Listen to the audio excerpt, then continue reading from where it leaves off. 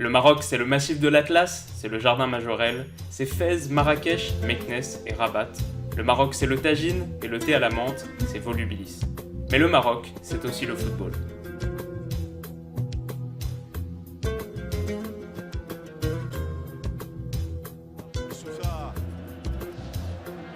C'était bien frappé. Le 2-0. Et c'est Benatia, le capitaine Benatia qui est au point de chute pour placer ce ballon dans la lucarne. 2-0 pour le Maroc qui plie presque l'affaire là après une demi-heure de jeu.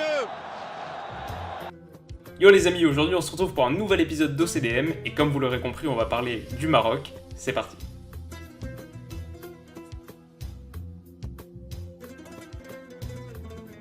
Alors déjà, il faut savoir que pour les équipes de la Confédération africaine, la qualification pour la Coupe du Monde se déroule en 3 temps. Le premier tour, c'est une confrontation aller-retour à élimination directe entre les nations les moins bien classées.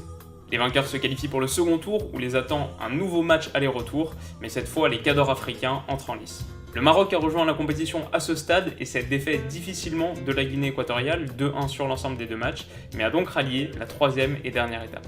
Pour ce troisième tour, donc, les 20 sélections restantes sont réparties en 5 groupes et elles s'affrontent 2 fois chacune. C'est un peu le même format que la Ligue des Champions par exemple, mais seule la première équipe du groupe se qualifie pour la Coupe du Monde. Donc tout ça pour dire que la Confédération africaine est très exigeante parce que sur les 53 prétendants initiaux, seuls 5 se qualifieront in fine à la Coupe du Monde, et parmi ces 5 là, on peut dire sans difficulté que le Maroc a eu le parcours le plus brillant.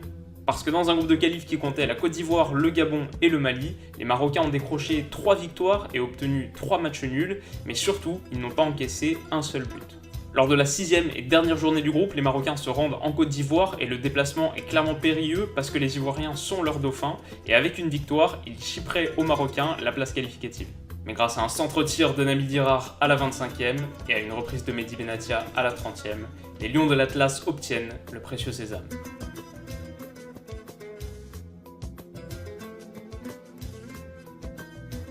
Mais la Coupe du Monde et le Maroc, c'est pas une histoire nouvelle puisqu'en Russie, ils disputeront leur 5e participation. Leur fait d'armes majeur remonte à la Coupe du Monde 86 au Mexique et un peu comme cette année, le tirage leur avait pas été forcément très favorable. Mais ils vont tenir en échec la Pologne puis l'Angleterre, 0-0 à chaque fois, avant de livrer une rencontre épique face au Portugal qu'ils battent 3-1.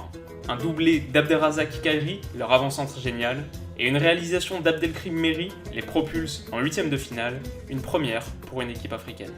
Malheureusement, ils chuteront contre l'Allemagne de l'Ouest de Lothar Matthäus qui inscrit d'un coup franc puissant le but de la qualification à la 87e minute.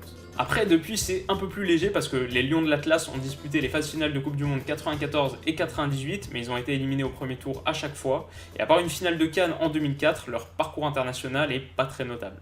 Mais le Maroc du football ne vit pas que pour la sélection, c'est un pays qui a une vraie culture foot et une passion débordante, et on le ressent au niveau des clubs aussi. Le derby de Casablanca par exemple, qui se dispute entre le Wydad et le Raja, est une affiche incroyable et leurs ultras sont respectés et connus dans le monde entier. Et puis plus généralement, le Maroc est un foyer de talents footballistiques importants dans lequel la Ligue 1 et le championnat hollandais notamment n'hésitent pas à puiser.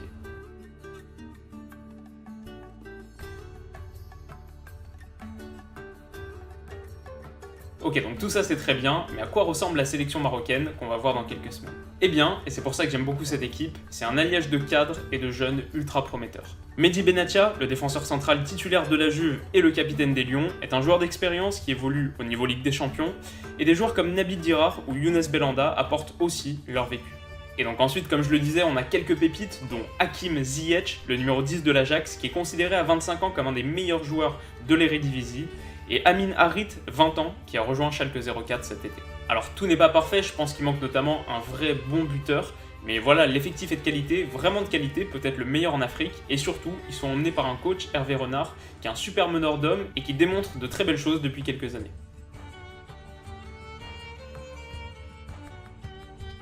Le problème, et il est de taille, c'est ce groupe. Parce qu'en tombant dans ce que beaucoup appellent le groupe de la mort, le Maroc va devoir affronter l'Iran, bon ça passe encore, puis le Portugal, et là on n'est plus en 86, c'est la sélection championne d'Europe en titre qui a dans ses rangs le quintuple ballon d'or Cristiano Ronaldo, et ensuite l'Espagne qui marche sur l'eau en ce moment, peut-être la nation la plus impressionnante de ces derniers mois. Après d'un point de vue neutre, c'est un groupe ultra sexy et c'est l'occasion pour les Marocains, après avoir triomphé en Afrique, de se mesurer à leurs voisins européens. Alors pour mon prono, je ne serai pas aussi catégorique que certains.